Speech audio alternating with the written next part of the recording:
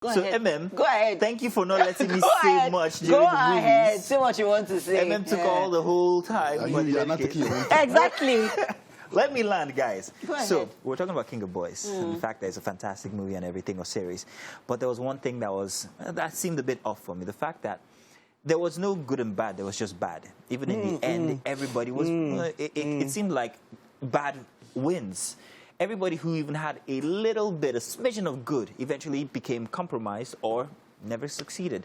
So it had that lack for me, which I'm still finding very troubling, where there's no moral balance. Exactly, that's the word. There's no moral balance. I think I would agree with you, but yeah, on that one, because like movies are an avenue by which we can affect society.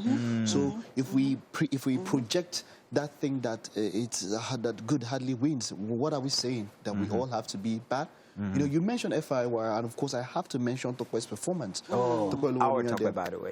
You know, and I want to mention that for me the good and bad thing, it seemed like an audition.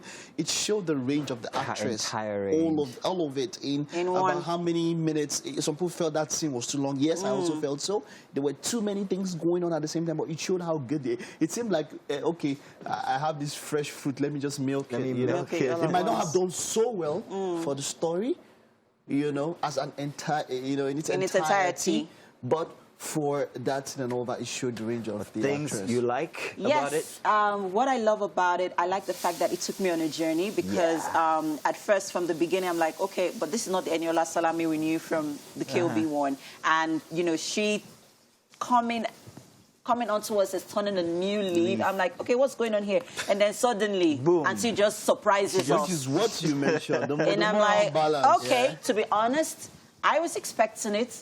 And I loved it. I prefer the bad her to the good her. It doesn't mean that I'm losing my moral values, but hey, I mean, the cast is fantastic, the props fantastic, the costumes fantastic. Oh, the costumes. I like some people say that she beats more than she could chew, and I like that.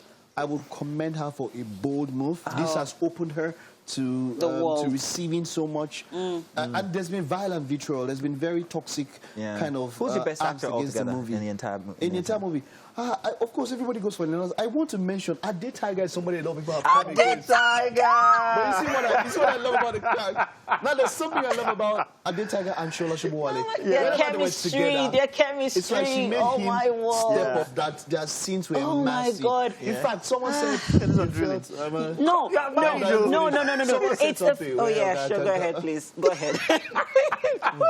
This is what happens to every woman. Someone said something. You had that feeling of mother and son. You had that feeling of sugar mommy and lover boy. It was all there, and that was excellent from the director and from the actors, because they made you. If your head is not, if you're perverted, you will see it. Their scenes together was electrifying.